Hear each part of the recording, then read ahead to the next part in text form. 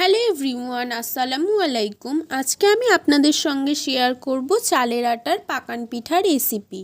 তাহলে চলুন আর দেরি না করে আজকের রেসিপিটা শুরু করা যাক। আজকের রেসিপির জন্য প্রথমেই আমি একটি হাঁড়ির মধ্যে পরিমাণ মতো জল আর স্বাদ মতো নুন নিয়ে ভালোভাবে জলটাকে ফুটিয়ে নিয়েছি।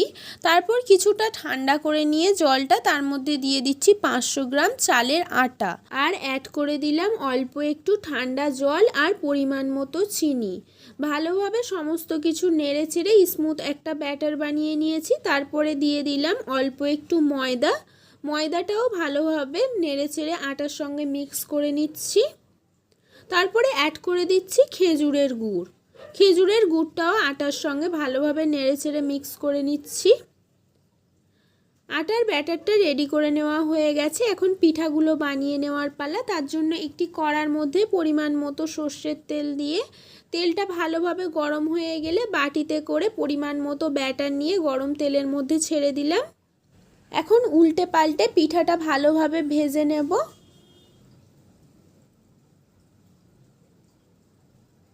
ভালোভাবে উল্টে পাল্টে পিঠাটা ভেজে নেওয়া হয়ে গেছে। এখন আমি তেল ঝরিয়ে তুলে নিচ্ছি। সেম প্রসেসে আমি আরেকটা পিঠাও ভেজে নিচ্ছি।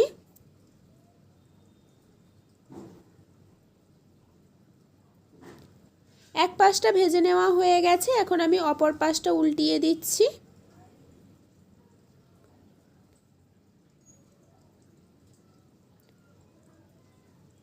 ভালোভাবে উল্টে পাল্টে এই পিঠাটাও ভেজে নেওয়া হয়ে গেছে। এখন আমি তেল ঝরিয়ে তুলে নেব।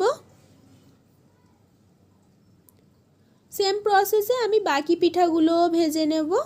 সমস্ত পিঠা ভেজে নেওয়া হয়ে গেছে। সার্ভ করার জন্য আমি একটি প্লেটের মধ্যে সাজিয়ে নিয়েছি। পিঠাগুলো দেখুন দেখতে কতটা লোভনীয় হয়েছে। পিঠাগুলো দেখতে যতটা সুন্দর এবং লোভনীয়, খেতে ঠিক তার থেকেও বেশি সুস্বাদু। আপনারাও চাইলে বাড়িতে খুবই সহজে এই সহজ সুস্বাদু পাকান পিঠা রেসিপিটা ট্রাই করে দেখতে পারেন। আশা করি আপনাদেরও ভালো লাগবে।